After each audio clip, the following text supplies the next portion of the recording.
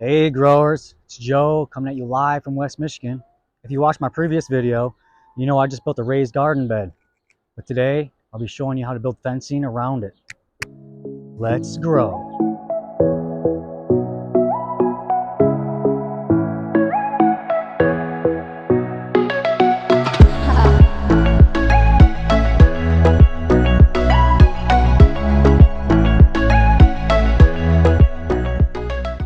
The first step in making these fencings is getting all your tools ready. Here's a list of tools you'll need.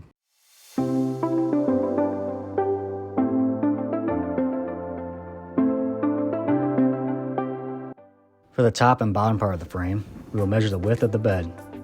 Mine will be 50 3/4.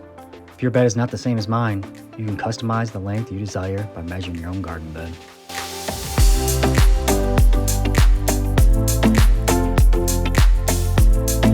And for the legs, they'll be 24 inches long. Now that I have your measurements, let's get to cutting.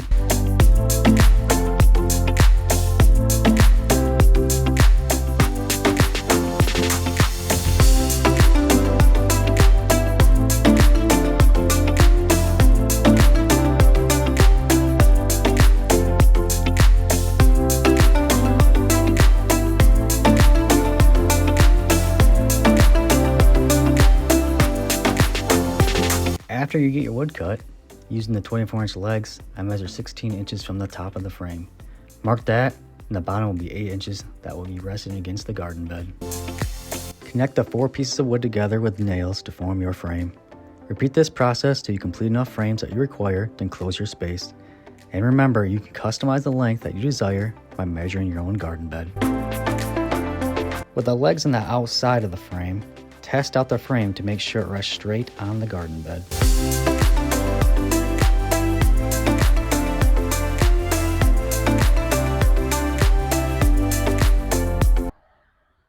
Okay, now we got this complete. Now we can add the fencing to it. So let's do that. Lay the frame on top of your fencing as it makes it easier to cut. Line up the one side and cut straight down. Now let's staple the fencing onto the frame with a staple gun. If you don't have a staple gun, you can use zip ties as well. Staple about every 6 inches. Secure the fencing on the top, bottom, and the sides. I start stapling from the middle on out.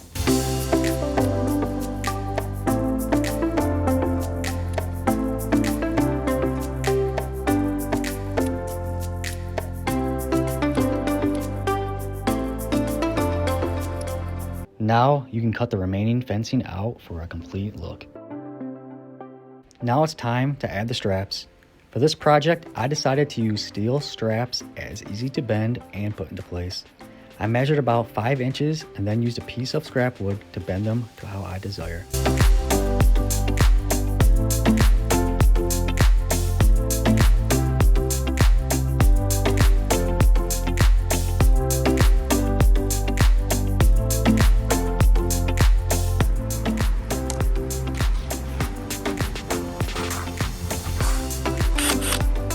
Using 1-inch wood screws, I attach the steel straps into place. I like to use one for the top and one on the bottom of the legs.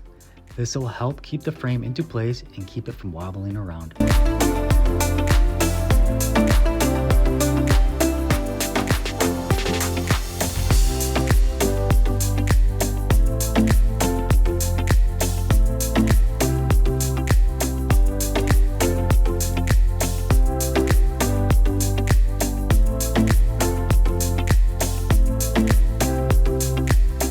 And for this project, I will need 6 more panels.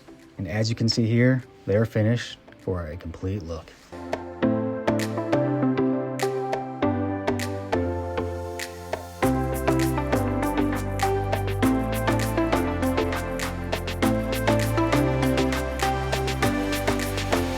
This fence can be a good barrier to keep animals out of your garden bed, but it may not keep them out 100%. Some animals can still climb, such as squirrels. If you wanted to make the bed even stronger, you could use thicker wood and heavier fencing using the same build method.